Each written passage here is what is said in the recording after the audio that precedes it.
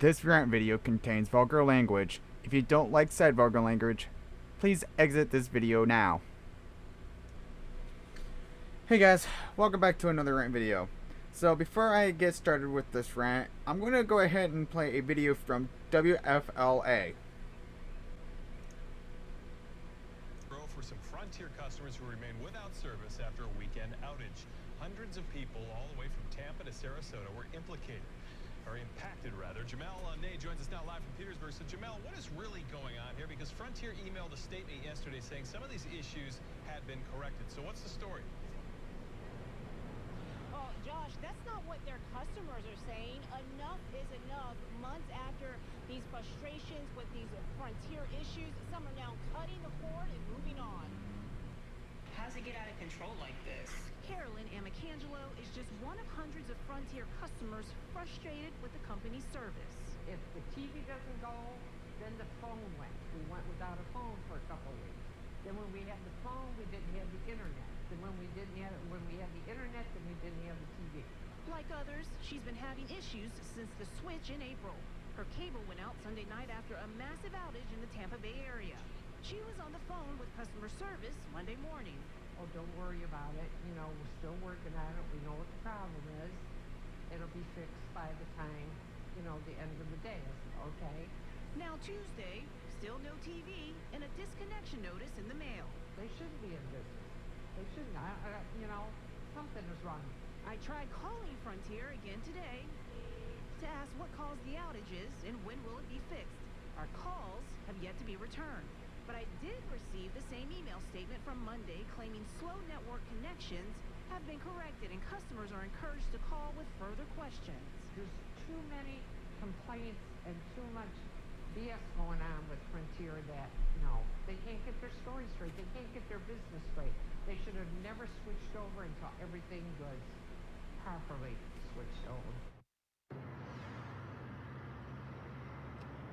We are on 49th Street where Frontier Communications is actually working on this part of the road for emergency repairs. Now, I can tell you that Carolyn, she actually disconnected her service with Frontier today. She has now since gone to another company, and she's not the only person we spoke with. We also spoke with a gentleman out in Clearwater, Daniel Schumann. He is having spotty phone service. So again, the complaints keep coming and coming. Josh?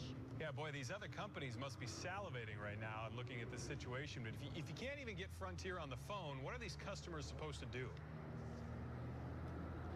Well, you know what? In the meantime, there is a 1-800 number that they emailed to us that's on our website that customers have been told to call for right now. But again, we will stay on top of this and we will continue to put calls into Frontier until we get someone on the phone. Josh? Yeah, frustrating for people sitting at home with no connection.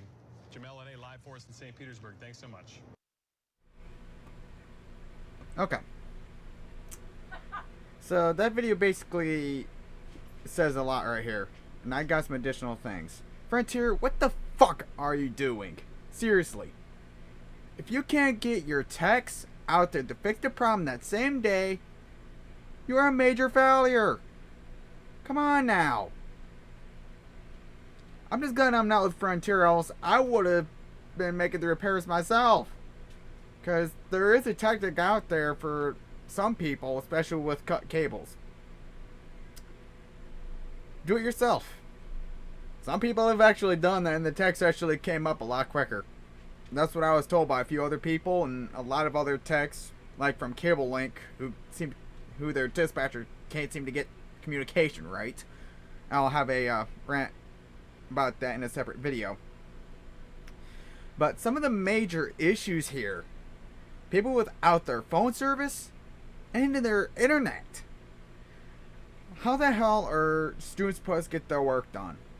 Because without having internet, they have to go somewhere else, waste their gas to find another Wi-Fi hotspot so they can get their college school work done or high school work done.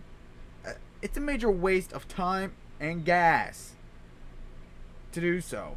And then you go to some Wi-Fi hotspot that's painfully slow. I mean, come on now, Frontier. You can do a lot better than this. Tom Warner did a much better job. at making sure the issues were corrected. I mean, they would have the tech out there the next day to fix the issue, and a lot of the times, they would have a high success rate. It's just, it pisses me off, and the next major concern that I have is that people with medical equipment that needs either phone access or internet access to send certain statistics to their doctor.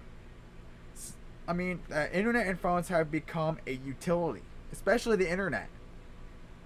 And like mentioned in the video that I showed you guys, she even got a disconnection notice because of her not paying her bill. Hello?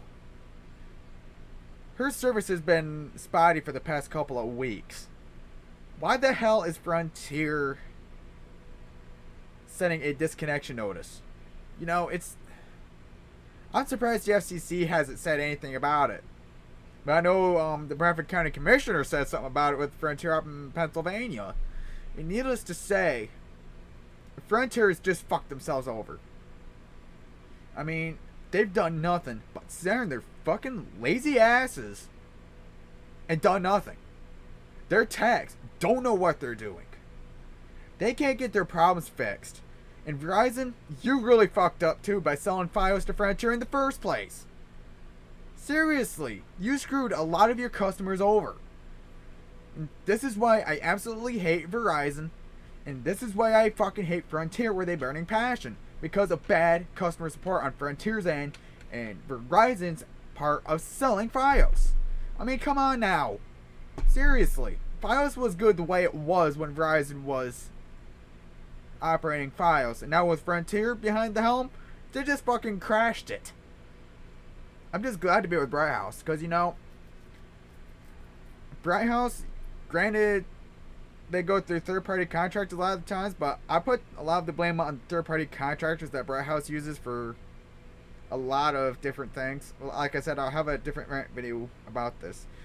But Frontier, seriously, get your fucking act straightened up and actually improve your customer service and get your techs fired. If they can't fix the problem, get rid of their asses and hire some new techs that are much more efficient. Alright, Frontier, you've officially pissed me off, and I seriously will not recommend your services to anyone I know. Alright? Once again, Frontier, get your fucking heads out of your fucking asses. And Rant.